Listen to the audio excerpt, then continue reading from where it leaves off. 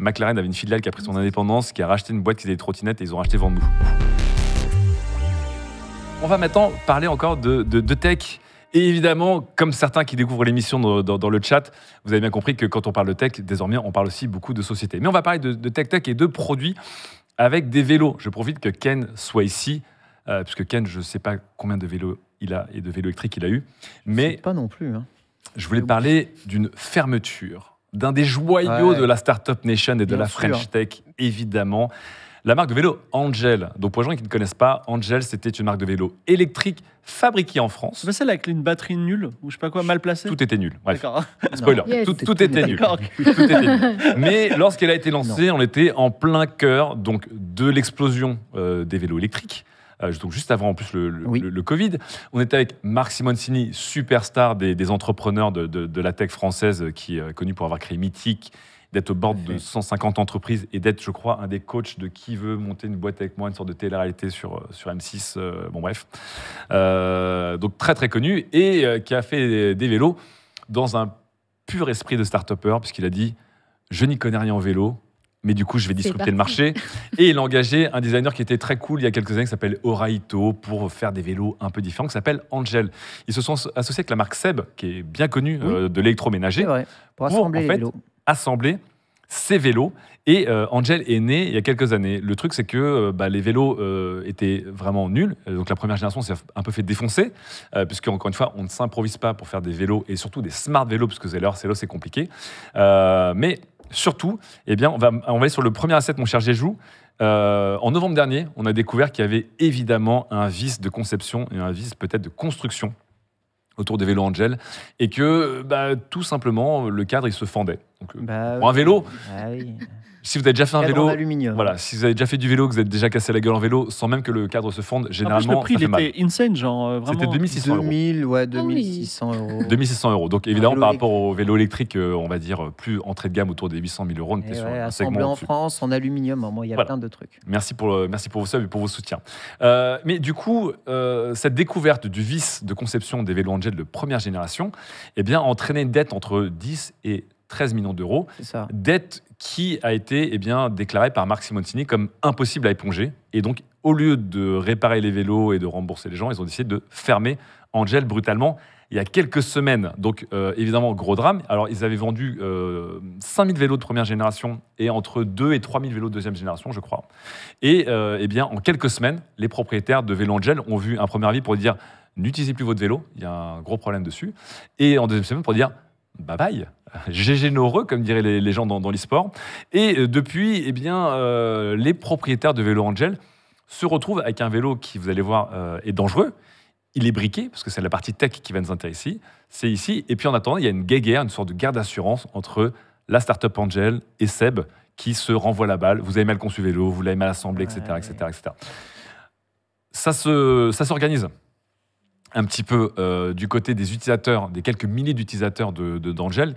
Ils ont lancé des pétitions. Il y a le groupe Facebook qui essaie de se réunir pour dire mais qu'est-ce qu'on fait maintenant avec nos vélos ? Puisque je vous rappelle aussi que, contrairement à des vélos électriques, classiques, Angel a pris la voie des smart vélos. Donc là, vous n'achetez pas qu'un vélo. Vous achetez un vélo qui a un écran, et avec cet écran, il y a une application. Qui dit une application dit des serveurs dédiés, des services, etc. etc. Qu'est-ce qui se passe quand votre vélo, enfin l'entreprise qui est derrière ne marche plus ? Si votre vélo il est toujours là, même s'il est cassé, il n'y a plus les services qui vont avec. Donc les gens se sont retrouvés bloqués. On a vu du coup une initiative française qui s'appelle, une initiative française d'une marque française de Troyes, je crois, qui s'appelle Ellipse, qui est une marque de vélo. Et Ellipse a décidé de monter une initiative collective pour essayer de rassembler les anciens clients d'Angel, récupérer un maximum de pièces détachées et de vélos Angel pour essayer de les réparer et de créer un circuit, encore une fois, de suivi derrière, parce que ces vélos, ça va être ce qu'on appelle du déchet numérique, du e-waste en masse. Et donc, Ellipse essaie de faire en sorte de récupérer un maximum de pièces, de créer une sorte de SAV informel et de faire des offres pour les gens qui ont des vélos Angel, pour faire des promos, pour acheter des vélos Ellipse, etc. Donc, initiative intéressante, courageuse, mais j'ai envie de dire, Le problème n'est pas là. Encore une fois, l'initiative a l'air sympa, mais c'est parce qu'on est face à un vrai problème de non-responsabilité, on monte une start-up et on laisse tomber les gens derrière. Et c'est pas la première fois. Et on en parle parce que là, il y a une tendance. Il y a eu un cas qui était beaucoup plus costaud, parce que si vous pensez que les 7000 vélos d'Angel qui disparaissent du jour au lendemain, c'est un problème, que dit-on des 200 000 vélos VanMoof ouais. Voilà, qui a 1 an et demi, les propriétaires de VanMoof se sont retrouvés le bec dans l'eau, puisque VanMoof, qui est le fabricant néerlandais de vélos, citadin de vélos électriques, a annoncé qu'ils étaient en faillite après avoir eu des gros problèmes de paiement, pareil sur des ambitions énormes, le Covid, surinvestissement, etc. La même que dans le jeu vidéo, mais dans le vélo. C'est exactement ça. Et pour la même chose, c'était aussi des smart vélos. Donc c'était des vélos qui étaient vendus avec toute une application, des serveurs, des services de géolocalisation, de sécurité, comment ça s'appelle, de quantification de vos efforts. Enfin, un smartphone avec 2 roues, quoi, globalement. Et même truc, un autre constructeur est venu pour essayer de libérer les vélos de leur faillite. Et c'est donc le concurrent belge Cowboy qui avait créé, suite à un hackathon, une application qui s'appelait Bikey et qui permettait aux propriétaires de VanMoof de jailbreaker, débrider leurs vélos pour continuer à les utiliser, alors que tous les serveurs de VanMoof étaient tombés le temps qu'on retrouve un acheteur. Depuis, VanMoof a été racheté par une entreprise qui fait des trottinettes, qui est une filiale de McLaren. Bon bref, c'est compliqué. McLaren avait une filiale qui a pris son indépendance, qui a racheté une boîte qui faisait des trottinettes et ils ont racheté VanMoof. Et du coup, on a un VanMoof 2.0 qui est revenu. Et du coup, les vélos sont de retour. Oui. Ils coûtent plus cher qu'avant. Et les gens qui n'ont pas pu se faire rembourser leur vélo VanMoof parce qu'il y a eu des commandes qui ont été non honorées par VanMoof, se voient remettre sur des vélos qui désormais coûtent 3 300 € la généreuse reprise de 1 000 € si vous aviez fait une précommande et que on avait fait faillite entre-temps. Et VanMoof ne s'est évidemment pas arrêté là-dessus, parce que VanMoof a déjà lancé ses nouveaux services premium. Donc je crois que c'est VanMoof Ride Pro. Pareil, 5 € par mois, une application, voilà, une assurance, etc., etc. Donc on est encore une fois dans cette idée que c'est trop simple de faire juste des vélos électriques. Il faut vendre des smart vélos comme on fait des smart tout. Le problème, c'est que quand ton vélo il est littéralement briqué, parce que sa partie électronique ou la partie serveur ne marche pas, ça pose un vrai problème. Et donc là, je voulais déjà interroger Ken sur ces 2 cas. Ken, tu n'as ni Angel ni VanMoof. Toi, tu as un petit porteur et tu as un cow-boy.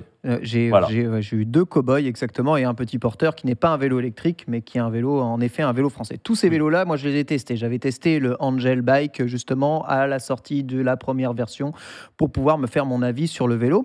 Et au moment où je teste le vélo, quasiment toutes ces marques-là ont le même système. C'est-à-dire que dans chaque ville, ils sont commissionnés par des, on va dire, utilisateurs confirmés qui vont venir te prêter le vélo pour que tu puisses l'essayer. Ces gars-là se font un petit peu d'argent par rapport à ça. Les réunions Tupperware. Ouais, c'est un peu ça. Moi, c'est des riders de la marque. Cowboy en a, VanMoof en a. VanMoof, vous avez même des boutiques pour ça. Et bien, Angel avait. Et au moment où je suis allé tester le vélo, j'étais avec un autre cycliste qui, lui, avait l'habitude de rouler en fixie. Donc, c'est un vélo à une seule vitesse, à pignon fixe. Et le Angel Bike voulait se positionner comme justement une alternative au fixie électrique, puisque c'est un vélo à une seule vitesse, qui était censé être un vélo simple. Voilà. Et on a tous les deux essayé le vélo, et en essayant le vélo, déjà rien que le vélo de test, qui était un vélo de bêta, un prototype, avait eu plein de problèmes, reconnaissance de batterie, feu qui ne fonctionnait pas, et globalement il y avait une assistance électrique, mais est-ce qu'on la sentait vraiment ? C'était pas non plus oufissime. Le vélo avait plusieurs problèmes. C'est très cool d'avoir un vélo design et de prendre un designer pour faire un vélo, mais le vélo, c'est une industrie qui est longue. Et s'il y a des designs de vélos qui sont créés, et si les vélos se ressemblent un peu tous les uns les autres, il y a parfois des raisons en fait à ça. Et créer un parallélogramme pour faire juste un design et fixer un vélo là-dessus, c'est pas la meilleure des idées. Généralement, quand on crée un produit, le design il doit accompagner la fonctionnalité propre du produit. Tu fais pas un design et ensuite tu te dis bon bah voilà, on fait quelque chose autour qui va faire le produit. C'est pas comme ça qu'on devrait concevoir le. Des bisous à la batterie des vélos Angel qui était. Et voilà, et la batterie du coup avait ce problème-là, c'est que tu avais une batterie lourde qui était à l'arrière, qui avait besoin d'un support pour pouvoir être maintenue, et malheureusement ce support tenait pas très très bien, et derrière avec l'inertie, avec les mouvements, ça faisait problème. L'autre problème de ce vélo, c'est que rien n'était réellement remplaçable, puisque tu avais un cockpit intégré avec un petit écran dedans. C'est pour ça que je voulais revenir dessus, Ken. Tout, tu vois. C'est encore une fois quand on parle de smart vélo, parce que les gens dans le chat disent mais du coup ton vélo il est briqué. Non, on parle aussi de la non réparabilité. Exactement. Et de la toute intégration des vélos. Exactement. Donc là on n'est pas sur un vélo sur lequel on peut clipser son téléphone. Voilà. Tout était intégré, tout était propriétaire en fait. En fait, c'est ça qui est vraiment un problème, c'est qu'ils forcent de plus en plus ce genre de choses-là actuellement dans le marché du cyclisme, parce que ça fait cool, ça fait plus de voitures, donc ça vend peut-être à des gens qui veulent passer au vélo mais qui n'ont pas envie d'avoir juste un bout d'acier avec rien dessus. On est d'accord que si tu voulais changer comme sur un vélo classique... ton guidon, par exemple, c'était pas possible. Non, le guidon, c'était absolument pas possible. En plus, le guidon, il avait des feux clignotants d'intégrer. En fait, il y a plein d'idées qui étaient assez bonnes. Il y a une lumière intégrée qui s'allume en fonction de la luminosité, lumière arrière, clignotant droite-gauche. Pour la sécurité, en fait, c'était plutôt pas mal, mais rien n'était réparable. Et si tu avais le moindre truc qui fonctionnait pas, eh bien, c'est mort. Quand tu as une marque qui se met à faire des choses comme ça, mais qui travaille, je sais pas, avec Volkswagen ou avec Lapierre, Look, ou des marques de vélo qui ont l'habitude de faire du vélo, tu dis, bon, ils ont bêta-testé au fur et à mesure, ils ont confiance. Mais tu sais que quand tu vas dans le monde de la start-up, c'est toi le bêta-testeur, et tu prends tout dans la tête. Le Cowboy, j'y suis allé à partir de la version 3, mais les versions 1 et 2, elles sont pas ouf. Et ils y sont allés progressivement. Tu vois, à partir de la version après, 3, t'es bêta-testeur sur des vélos à 2500, 3000 balles. Exactement. À partir de la version 3, tu avais une version qui était relativement bonne. Et à la version 4, ils ont passé à l'intégration à l'intérieur de trucs rechargeables. Pour donner une idée aux gens, parce que je vois, il y a le team Cowboy dans le chat qui est là, genre vive les vélos Cowboy.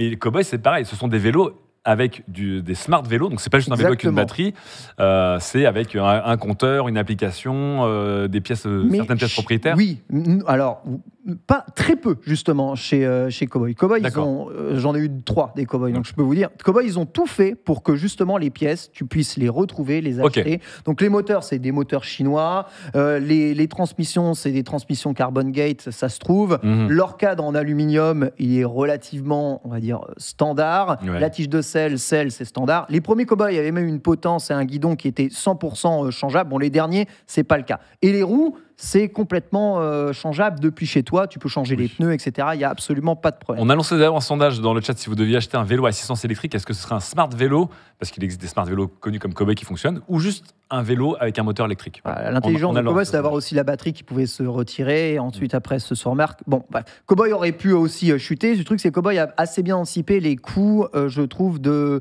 réparabilité des vélos. C'est ce qui a mis VanMoof vraiment dans la merde. C'est qu'ils proposaient un service, mais ils n'ont pas pris en compte que les gens allaient avoir des problèmes et que du coup leur SAV allait leur coûter de l'argent. Et si tu prends pas en compte ça, c'est vrai. Moi, des problèmes avec mon Cowboy, j'en ai eu plein.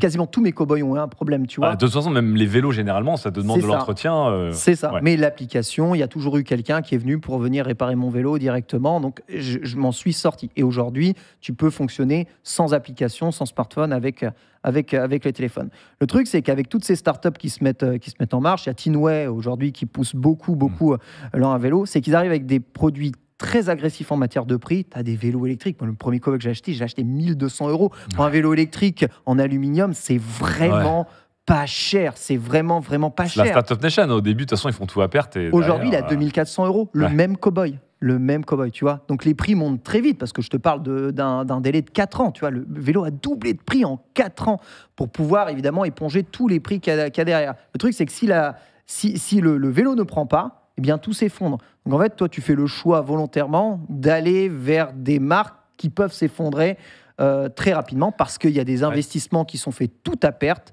jusqu'à ce que la marque s'installe et que tout le monde ait envie de ce vélo-là. Ouais, mais on l'a vu, et même sur des marques qui semblaient être des marques installées comme VanMoof, qui était un leader mondial.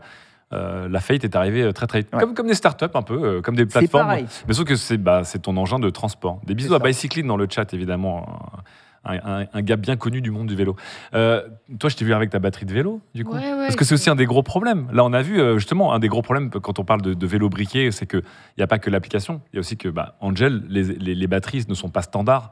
On ne peut pas aller acheter des batteries comme ça, comme on va dans un réparateur de smartphone pour changer sa batterie, même si elles ne sont pas standards non plus. Toi, tu as pris quoi comme vélo ?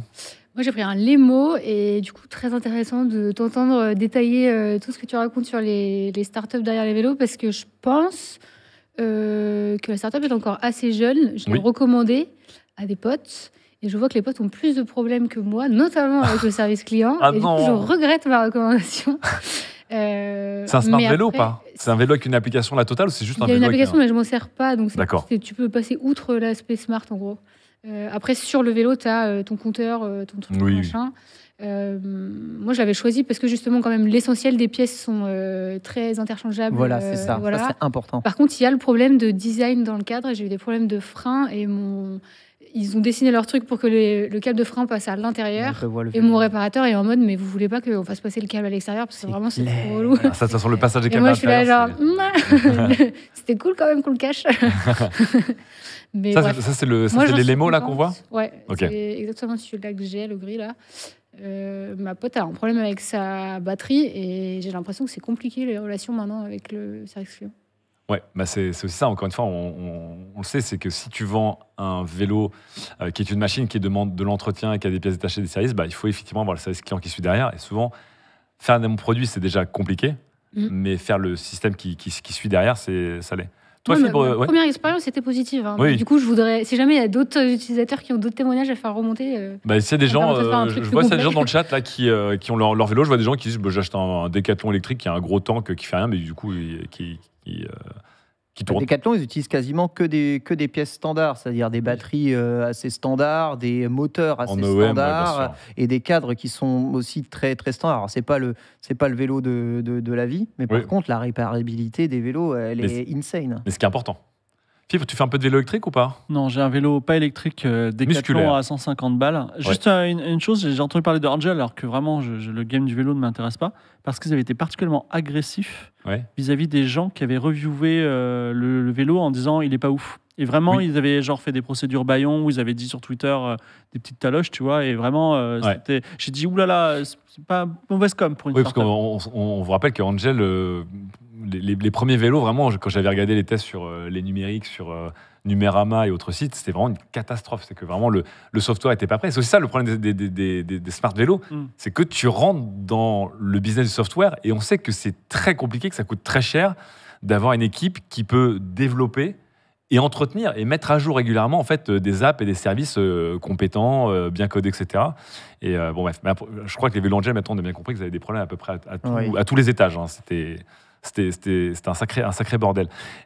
Est-ce que du coup, quand on voit ce genre de faillite, il faut justement se dire, parce que je vois dans le chat une immense majorité des gens disent moi je veux pas de smart vélo, je veux un truc standard avec une assistance électrique, mais voilà, je m'en fous des applications, je m'en fous des pièces stylées avec les trucs intégrés dans le guidon, l'écran intégré dans le guidon, je veux un truc de base. Est-ce que le marché va se diriger vers ça ou est-ce qu'on va se diriger inexorablement, comme le reste de l'industrie, vers des smart trucs un peu propriétaires, intégrés ? Vanmoof est revenu sur le marché d'ailleurs, ils n'ont rien changé quasiment en fait. En fait, ou est-ce qu'on va revenir à un truc en disant on aura des vélos standards et des pièces standards, c'est moins sexy, mais au moins. Tu as plusieurs voilà. niveaux de smart vélo. Tu as vraiment le vélo qui fonctionne qu'avec l'application, etc. Et tu as juste le vélo électrique, l'application ça apporte un petit plus, ça rentre tes kilomètres, ça peut te faire une map ou ça te connecte directement au service après-vente. En fait, ce genre de choses-là, c'est des choses, entre guillemets, smart que tu as déjà même sur ta machine à laver. Hein, donc, mais on voit qu'encore une fois, le monde de la tech, c'est de vendre toujours plus de services d'abonnement. C'est ça le truc, il faut vendre des services d'abonnement, que tu vendes du Netflix, que tu vendes des Battle Pass dans des jeux vidéo, que tu vendes des Premium Plus sur des réseaux sociaux. Le but du jeu, ça a toujours été, c'est pas le produit lui-même qui rapporte de l'argent. L'important dans ce game, c'est le retour d'expérience. Si le retour d'expérience est bon, et moi j'ai tendance à dire, s'il y a une nouvelle marque de vélo qui arrive, vous êtes entièrement libre de faire ce que vous voulez, si le design vous plaît, etc. Mais quand il y a une batterie qui ressemble à rien que vous avez vu, d'accord ? Quand vous ne voyez pas le moteur, ok. Quand vous allez sur le site que vous ne savez pas quels sont les composants, est-ce que c'est des Bosch, est-ce que c'est du Fazua, est-ce que c'est autre chose du genre du Bafang, etc.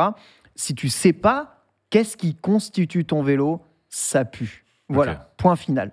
Ça, c'est vraiment fondamental. Où est-ce que c'est fabriqué et tout. Et pour en revenir avec Angel avait vraiment les moyens de travailler avec beaucoup de fabricants de vélos français qui auraient pu s'associer, faire des vélos avec des fabricants de vélos français et pousser justement cette industrie. En France, on a Moustache, je crois, qui fonctionne très bien. Et Moustache, de toute façon, tu as un peu de connectivité dans Moustache, mais je crois que Moustache utilise beaucoup de moteurs Bosch, si je me trompe pas. Tu as aussi le petit cadran pour t'indiquer si le moteur fonctionne, l'allumer, l'éteindre, etc. Pour raccourcir l'iPhone du vélo, j'ai l'impression que c'est aussi un rêve de start-upper. Est-ce que c'est une fausse piste finalement? Parce que j'ai l'impression que tout le monde veut faire l'iPhone 2, tu vois. Tout intégré, très beau, très propriétaire, avec plein de services. Apple, c'est plus une start-up. Oui. Depuis très longtemps. T'as raison. C'est terminé, ça. Donc, si tu veux faire l'iPhone du vélo, c'est Look qui peut le faire, tu vois, ou Decathlon, d'accord, qui peut faire l'iPhone du vélo, si tu veux. Mais c'est pas une marque qui arrive de nulle part. Ou alors, si, sur un bon pif.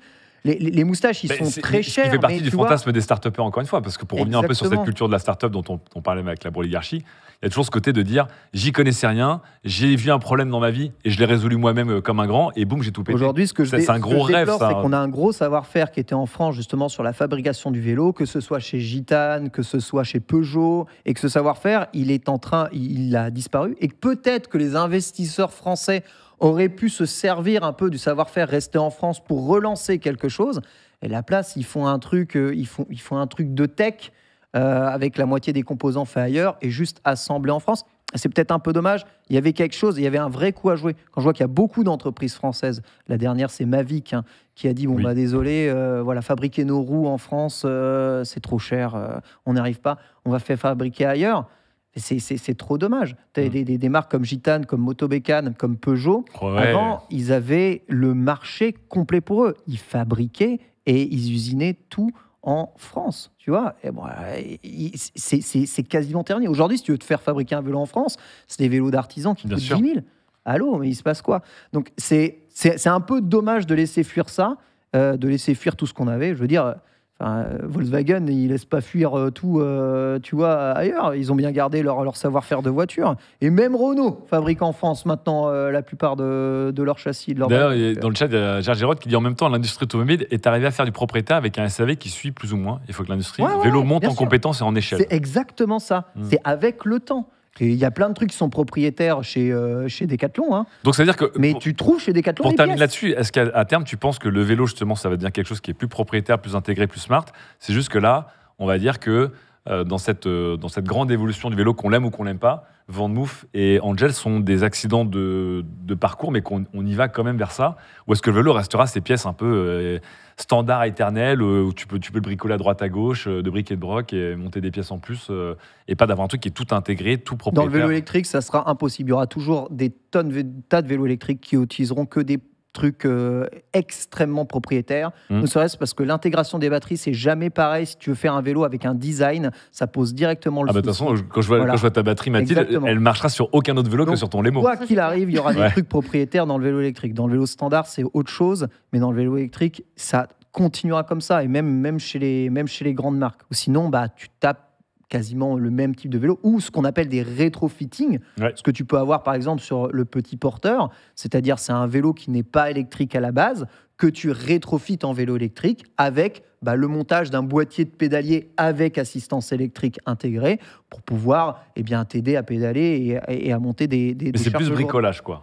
C'est bricolage, mais ça se fait en atelier, ça peut se faire du coup aussi en usine. C'est pas des choses qui sont inenvisageables de rétrofit des vélos.